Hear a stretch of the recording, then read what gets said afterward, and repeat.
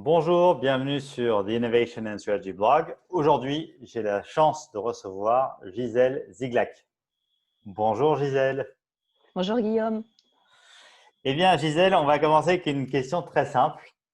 Pour ceux qui ne te connaissent pas, est-ce que tu pourrais te présenter? Oui, bien sûr, merci Guillaume. Eh bien donc, je suis Gisèle Ziglac.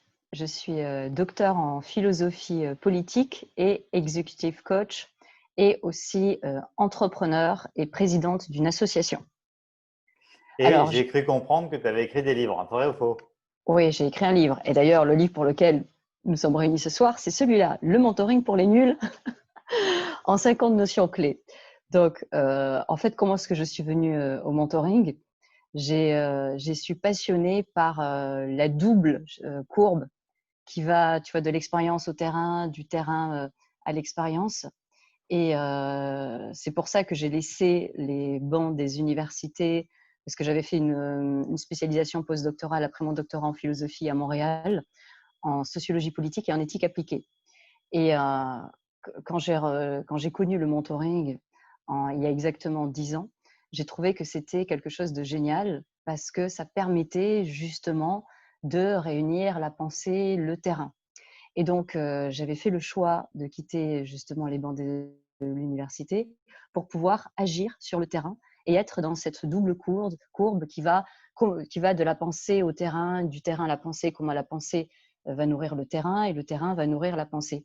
Et donc, il y a 10 ans, quand je suis devenue executive coach et que j'ai monté mon entreprise, WLC Partners, j'ai découvert le mentoring dans un réseau de femmes, dans un réseau professionnel international, PWN, et j'ai mis en place des programmes de cross-mentoring entre diverses organisations, diverses entreprises.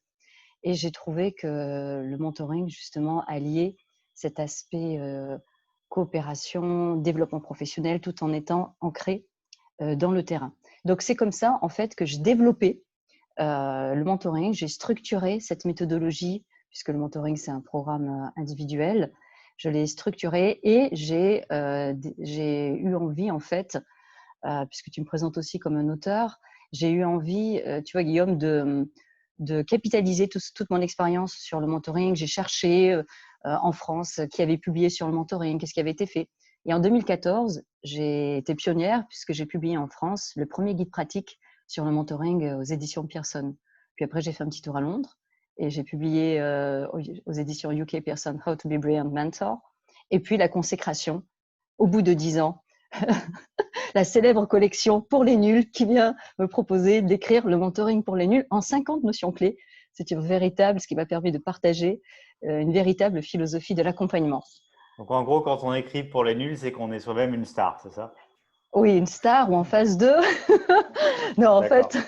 en fait, Alors ce sont attends, les juste, experts. Ce oui, sont ce sont les les experts. experts qui Ce écrivent. sont les experts. Quand tu écris pour les nuls, c'est que tu es devenu expert sur un sujet. Voilà. D'accord. Donc, je te souhaite, Guillaume, de publier dans la célèbre collection Bah écoute, sur merci. l'innovation. Merci Gisèle. J'espère qu'un jour, je serai publié également comme toi chez les nuls. Euh, Ce sera Alors, une ta consécration. oui, alors, je voulais juste revenir sur un point. Tu dis, il y a la notion d'expérience, de terrain et de pensée. Oui, oui. Et parce que moi, j'ai toujours pensé que quand on est sur le terrain, on a forcément de l'expérience. C'est pas le cas? Oui, quand on est sur le terrain, on a forcément d'expérience, mais en fait, il faut du recul. Il faut une Alors, prise de recul. Voilà, c'est d'accord, ça. c'est-à-dire. Ah oui, il faut une prise de recul. Et c'est là que le mentor rentre dans la scène. Et Donc, du coup, je vais… accumuler du temps sur le terrain ne permet pas d'acquérir, ne suffit pas pour acquérir de l'expérience. Ça permet d'acquérir de l'expérience, bien sûr, accumuler du temps, mais en fait, il faut, j'allais dire, modéliser cette expérience, D'accord. capitaliser sur cette expérience et mettre des mots sur cette expérience. C'est-à-dire, en fait, il faut pouvoir aller jusqu'au bout de l'expérience et réfléchir à la façon dont j'ai appris quelque chose de l'expérience. Parce que je peux cumuler quantitativement d'expérience, mais est-ce que j'ai cumulé qualitativement de l'expérience? Et en fait, Alors, on tu dis s'aperçoit au que jour le jour, parfois la personne peut revivre la oui, même chose de manière oui, indéfinie exactement, et reproduire toujours les mêmes erreurs.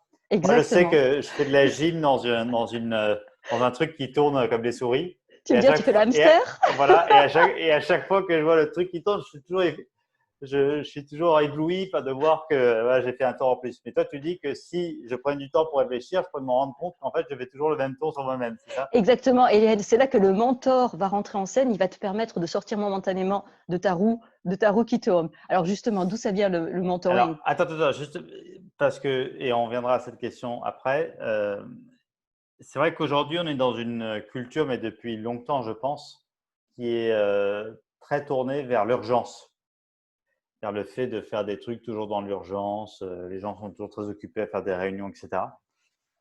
Et j'ai l'impression en t'écoutant que, en fait, il faut prendre un temps qui soit en dehors des réunions et de cette urgence permanente pour donner un sens particulier à ce qu'on peut vivre au quotidien. C'est le cas ou pas? Oui, c'est exactement le cas. Parce que quand tu D'accord. discutes, quand tu rentres dans une conversation, tu vois, avec un mentor, entre guillemets, tu sors de cette dynamique-là, tu te mets à la fenêtre et tu te regardes marcher dans la rue. Et donc, tu redonnes, j'allais dire, du temps au temps. On n'a plus le temps aujourd'hui de prendre le temps de réfléchir à son expérience et de voir ce que ça nous a appris, ce qu'on peut en tirer et comment à partir de là, finalement, on se développe. Parce que le développement, c'est une évolution. Et quand on est pris dans la répétition, on n'a pas le temps de voir en fait jusqu'où on a évolué, ne serait-ce que mettre des mots sur sa propre évolution. On n'a même pas le temps de nommer ce qu'on fait, tu vois, et c'est tout ce qu'on appelle les compétences comportementales. Et en fait, mettre des mots sur des situations, mettre des mots sur un ressenti, sur son identité, ça, c'est quelque chose qui est extrêmement précieux et pris dans, j'allais dire, pris dans la pression opérationnelle, on n'a plus le temps de se donner le temps de réfléchir, le temps du recul et finalement le temps de prendre conscience de son propre processus d'apprentissage. Mhm. Est-ce que j'ai réussi à apprendre quelque chose de mon expérience? Et comment est-ce que j'apprends quelque chose de mon expérience? Et en fait, je peux savoir comment j'apprends quelque chose de mon expérience si j'en parle avec quelqu'un. Et si je raconte, je partage les situations très concrètes que je vis au quotidien, eh bien avec un autre regard, un regard neutre, bienveillant, de quelqu'un qui me veut du bien, eh bien ça va me permettre d'ouvrir les perspectives et de changer, tu vois, tes critères d'analyse, parce qu'on est toujours on a des critères d'analyse qui sont les mêmes, qui sont issus de notre expérience, notre éducation, nos filtres. Et en fait, le mentor, il te permet de prendre conscience de tes angles morts, de ces critères d'analyse, et il te dit, tu vois, par la conversation de mentoring que tu as avec lui, ah, mais si tu faisais les choses autrement. Et en fait, il ouvre les perspectives, il te permet de changer d'angle de perception. Et quand tu es dans cette conversation de mentoring, en fait, tu es comme dans une réalité augmentée. Ton mentor te permet de t'installer dans une réalité augmentée. Parce que tu entrevois ta réalité sous d'autres angles, avec d'autres critères d'analyse, et tu explores un champ des possibles que, pris dans ton quotidien, tu n'as pas le temps de faire. Et c'est tout à fait normal. Donc, tu vois, ça redimensionne l'expérience et ça redonne du temps au temps. C'est ça qui est extrêmement précieux dans la démarche de mentoring. Et tu vois tout de suite le lien avec l'innovation, parce que je Alors, change ma façon de penser. Ouais, ouais, ouais. Donc, si là, juste on résume sur la notion de la définition du mentoring, il y a deux choses. Il y a un moment de prise de recul par rapport à l'urgence, Oui, c'est une première chose. Et il y a le fait de se concentrer sur une expérience ou plusieurs expériences en particulier et de démultiplier les manières d'interpréter ou d'analyser cette expérience. C'est correct? c'est ça, c'est correct. Plus une troisième, c'est le partage. C'est-à-dire qu'il y a la transmission et le partage d'expérience. Je m'enrichis aussi de l'expérience de l'autre, tu vois, au-delà. Parce que le Le, mentor lui-même, il explique ah, quand j'étais à ta place, j'ai vécu ça. Voilà, en fait, si tu veux, le mentor, en fait, il partage, la relation, elle est complètement symétrique, hein, même si tu vois, le mentee Ouais. apporte des questionnements, a des besoins en termes de développement professionnel, ce qu'on appelle les objectifs de mentoring, qui n'ont rien à voir avec les objectifs, tu vois, dans un contexte managérial et une évaluation. Eh bien, la relation est totalement symétrique et le mentor, il partage son expérience. Et ce qui est extrêmement intéressant, c'est qu'il partage l'authenticité, tu vois, de son expérience. Hmm. C'est-à-dire qu'il va partager les moments, il va partager ses succès, mais il va partager ses difficultés aussi. Donc, en raison de ça, le mentoring permet d'adresser des sujets extrêmement tabous qu'on ne peut pas, tu vois, adresser dans la vie professionnelle, des choses qu'on ne dirait jamais à son manager ou à ses collègues, la pression, l'ambition. des difficultés, le rapport à l'erreur, des stratégies même de carrière. Donc, c'est une relation qui est confidentielle, bienveillante, basée sur un partage réciproque. Et il y a une courbe, c'est une relation qui est apprenante. C'est-à-dire que le mentor est challengé par les questions du mentee, le mentee est challengé par les questions du mentor, et tous deux, en fait, s'enrichissent au sein d'une réalité augmentée. Donc, c'est pour ça que c'est un dispositif qui est extrêmement puissant, parce qu'on s'enrichit, même si on rentre dans ces programmes de mentoring à partir d'une posture différente, tu vois, mentor et mentee, on pourrait avoir l'illusion que la relation n'est pas symétrique, mais elle est totalement. Et à partir de cette posture, il y a une espèce de relation apprenante qui se met à l'intérieur et qui permet, tu vois, qui fait un effet de caisse de résonance pour le mentor, un effet miroir, donc il capitalise sur sa propre expérience. Et pour le mentee, ça lui permet d'adresser, tu vois, toute son expérience et ses problématiques et des situations concrètes à partir de différents angles de perception et d'analyse. Et donc, il y a une espèce d'effet de dynamique symétrique et enrichissante. Et il y a cet effet caisse de résonance et miroir entre mentor et mentee. Très clair. Alors, peut-être on peut évoquer un autre sujet. Pourquoi est-ce que le mentoring te paraît particulièrement important aujourd'hui? Et pour moi, le terme aujourd'hui désigne à la fois cette période étrange qu'on traverse liée au Covid, mais aussi, on va dire plus généralement, je dirais, les quelques dernières années, peut-être par opposition à un âge d'or que je n'ai pas connu. Moi non plus. Ou les années 80 ou d'autres périodes de l'histoire récente. Alors, pour comprendre pourquoi le mentoring est aussi important aujourd'hui, et c'est une excellente question, Guillaume, faut revenir un petit peu aux origines. Tu vois, le mentoring, ça vient de la mythologie grecque. Quand Ulysse est parti guerroyer pour le siège de la ville de Troie, il a demandé à son ami Mentor de prendre soin de son fils Télémaque et de devenir son gardien, son ami, son pédagogue et d'être son éducateur. Et c'est intéressant parce que cette figure mythologique du mentor, qui est un personnage, en fait, il est issu finalement de l'Iliade et de l'Odyssée, qui sont les premières œuvres aux sources de la civilisation occidentale. Donc, en revenant au mentoring, finalement, on revient à quelque chose qui est fondamental pour nous, c'est-à-dire le lien, le partage, la transmission, le fait de remettre de l'humain. Et une relation qui est dénuée d'agenda politique, d'intérêt particulier. C'est une relation pure. Et en fait, il y a des valeurs qui sont très fortes qui sont liées au mentoring, c'est-à-dire la coopération, la solidarité, l'entraide, la transmission, le soutien. Et ce sont des valeurs très fortes dont on a absolument besoin. Et pour faire un saut aussi, une remise en perspective historique, au siècle dernier, cette forme de mentoring a d'abord émergé dans les universités américaines sous la forme de tutorat. C'était des étudiants américains qui étaient un petit peu plus expérimentés, qui aidaient les plus jeunes. Donc, on était déjà dans cette relation d'entraide, de coopération. Alors, ces deux points expliquent pourquoi aujourd'hui, on en a absolument besoin. Et alors, ça a émergé en France, surtout dans les années 2000. Et aujourd'hui, on parle énormément de mentoring. Parce qu'on remet de l'humain dans les organisations. On remet du lien, on remet de la solidarité et on permet un dispositif de développement professionnel qui est, j'allais dire, en dehors de tout ce qu'on peut connaître et tout ce que les catalogues de formation peuvent donner. On est sur le terrain professionnel. On travaille sur des situations concrètes et en même temps, on est dans une espèce de hors-temps, puisqu'on est dans ces conversations de mentoring qui sont complètement confidentielles. Personne ne pénètre dans ces conversations-là, simplement le mentor et le mentee, et on remet de l'espace de liberté. On remet de l'oxygène, on remet du soutien, de l'aide, de la transmission, de la coopération. Donc ça, c'est un point extrêmement important, surtout aujourd'hui où, dans le contexte de la crise sanitaire, le télétravail, on a le sentiment parfois de ne plus appartenir, le sentiment d'appartenir à un groupe, d'être impliqué dans un travail collectif. Donc, le mentoring remet l'humain au centre, tout en travaillant sur le développement de la performance personnelle et collective. Donc, les bénéfices sont multiples. Pourquoi est-ce qu'on travaille en même temps sur la performance individuelle et collective?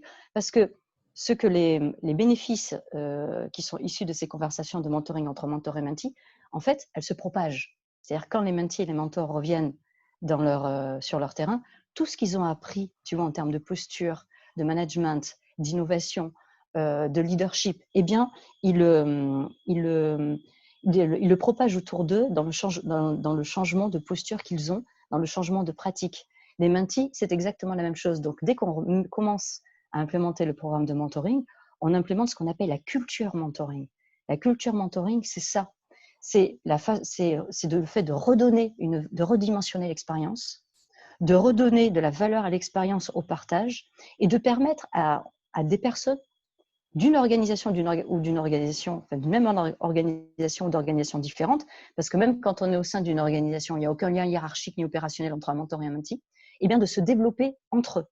Donc, on n'a pas besoin de prendre, entre guillemets, j'allais dire, un consultant externe qui va venir leur apprendre quelque chose, en dehors de la posture, en tant qu'expert, bien sûr, mais on fait fructifier, se développer dans le décloisonnement, la transversalité, tout le capital humain d'une organisation. C'est pour ça que c'est aussi puissant et c'est pour ça qu'on en a absolument besoin aujourd'hui. Très bien. Écoute, merci. Est-ce que c'était clair? Ouais, c'est clair, très riche. Très riche. J'avais pas du tout conscience que ça remontait à l'Iliade et l'Odyssée. Oui. Et il y a aussi une notion de filiation avec Ulysse qui s'en va et qui confie son fils, Télémaque, si j'ai bien Télémaque, c'est compris, ça. à Mentor.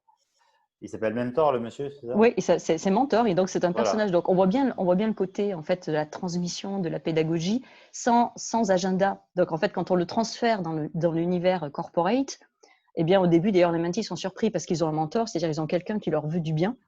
Il Ouais. n'y a pas d'agenda derrière caché, et on n'est pas toujours habitué à Ouais. ça.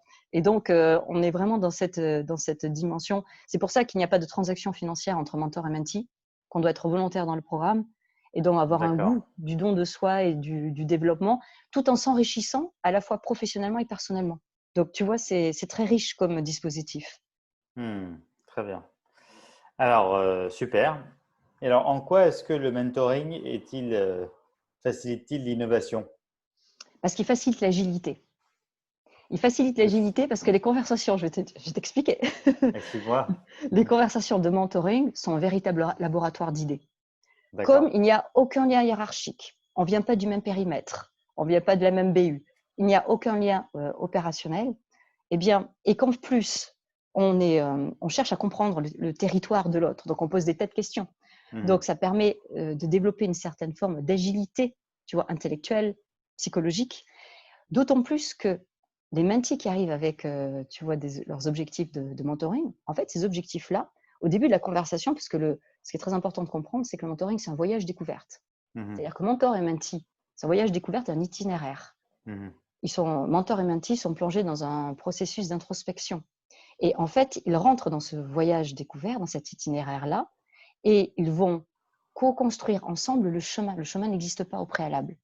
Ce sont leurs conversations qui vont co-construire ensemble des paysages qu'ils découvrent au fur et à mesure. Donc, il ne peut pas y avoir de rétro-planning dans un programme de mentoring, il ne peut pas y avoir de KPI au sens classique du terme.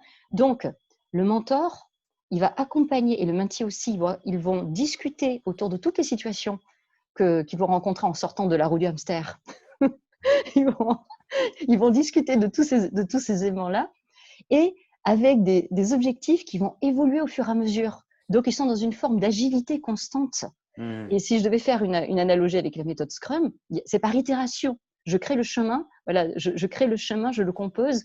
Et donc, il y a cette forme d'agilité qui est extrêmement importante. Je fais bouger les lignes à l'intérieur et je fais bouger les lignes à l'extérieur. Je prends conscience des angles morts. Je suis dans cette espèce de réalité augmentée. Je suis dans une sorte de laboratoire d'idées. Ce qui fait que quand les mentees, par exemple, il y a des mentees qui sont sur des programmes d'innovation, et bien que le mentor aussi travaille sur des sujets connexes. Et c'est arrivé que des mentees fassent des vies ma vie dans la vie du mentor et réciproquement. Et que finalement, tu vois, un mentee ait été intégré dans un programme d'innovation. C'est-à-dire qu'en plus, j'arrive à saisir les tendances. J'arrive à modéliser de nouveaux process, de nouvelles propositions pour le business model et pour la relation client. Et en fait, il y a parfois le marketing qui comprend mieux, tu vois, à l'intérieur même d'une organisation, le marketing qui va mieux comprendre quelqu'un qui va diriger une usine parce qu'il aura fait, par exemple, un Vimavi où il aura compris les contraintes. Donc, en fait, ça crée des partenariats, ça crée de l'innovation, ça permet de renouveler les process, ça permet de faire même de nouvelles propositions vis-à-vis de l'extérieur, vis-à-vis des clients. Tu vois, donc, c'est un facteur d'innovation globale. Je change, et au-delà simplement des compétences, je parle comportementales, où je change les lignes à l'intérieur, je change les lignes à l'intérieur dans ma posture, dans mes modèles managériaux, dans les modèles de leadership, dans mes relations intergénérationnelles. Mais je pense à l'extérieur de la boîte Ouais. et ça me permet en fait de créer des idées, de faire des propositions qui n'existaient pas auparavant, puisque le mentoring en plus met en relation des personnes qui ne se Bien rencontreraient sûr. jamais Ouais, dans tout à d'autres fait. circonstances. Et c'est là où je dis non plus, je reprends mon idée tout à l'heure, tu n'as pas besoin de prendre un consultant externe qui va te faire un truc sur l'innovation. Parce qu'en fait, cet aspect innovant, il émerge entre ces deux individus-là, entre le mentor et le mentee. Tout à fait. Et Ouais, ça a ouais. un impact sur les process, sur les tendances, sur les modèles business, sur l'industrie, sur le marketing, sur tout ce que je ne pouvais pas imaginer, mais que ma conversation avec mon mentor ou mon mentee m'amène à penser. Donc, Très c'est un bien. facteur d'innovation. Alors, je vais essayer de résumer notre conversation très dense. Vas-y, Guillaume. Alors, tu t'es présenté, tu nous as dit que tu avais écrit un livre aux éditions Pour les Nuls, C'était le troisième. que tu avais le troisième livre, en effet, que tu avais de multiples diplômes en philosophie politique, postdoc en sociologie politique, etc. Que tu as donc réfléchi à ce que signifie le mentoring, puisque tu as écrit 3 livres en la matière, et que c'est l'idée de l'expérience, la pensée et le terrain. Donc, c'est une prise de recul, le fait de nommer les choses, permet de démultiplier la perspective, le point de vue sur un même phénomène, en même temps que le mentor peut partager les expériences qu'il a lui-même pu connaître et qui, pour différentes raisons, lui font penser à ce que traverse le mentee. On a discuté également de pourquoi le mentoring est important aujourd'hui. Et en fait, alors, tu as répondu en disant que ça a quelque part toujours été important, puisque même à l'époque d'Ulysse, c'est de là que vient la pratique. On avait déjà Ulysse qui a demandé à Mentor de mentorer son fils Télémaque, mais qu'aujourd'hui, ça permet surtout de sortir d'une logique de transaction qu'on pourrait qualifier de commerciale ou financière, où chacun y voit un intérêt particulier à court terme, pour explorer des sujets d'augmentation de la relation humaine, en quelque sorte. Et après, pour ce qui concerne l'innovation, moi, ce que j'ai surtout retenu, c'est qu'on est dans une logique de découverte, de processus d'apprentissage définalisé, donc sans une destination finale connue par avance, par opposition, on va dire, aux manières de faire aujourd'hui où on veut exécuter un plan, on cherche exactement où on veut aller, on sait exactement où on veut aller, et donc ce faisant, on se ferme à la possibilité de découvrir les choses que la vie pourrait nous présenter. Voilà. Donc, c'est ça que j'ai retenu de notre discussion, chère Gisèle. Est-ce que c'est correct? C'est tout à fait correct, cher Guillaume. C'est Super. ça. On va dire que voilà, le mentoring décuple, j'allais dire, voilà, la richesse humaine. On revient à ça, tu vois, c'est ça. Très bien. Et permet de saisir voilà, des choses inédites et intangibles. Et voilà, c'est très enrichissant pour ça. Très bien. Bah, écoute, merci beaucoup, Gisèle, de nous avoir fait part de ton expérience. Et on mettra des liens vers tes multiples livres pour encourager la foule à les acheter en grand volume. Et je te souhaite une très bonne journée et puis à très bientôt. Merci beaucoup, Guillaume. C'était un vrai plaisir. À très bientôt. Au revoir. Au revoir.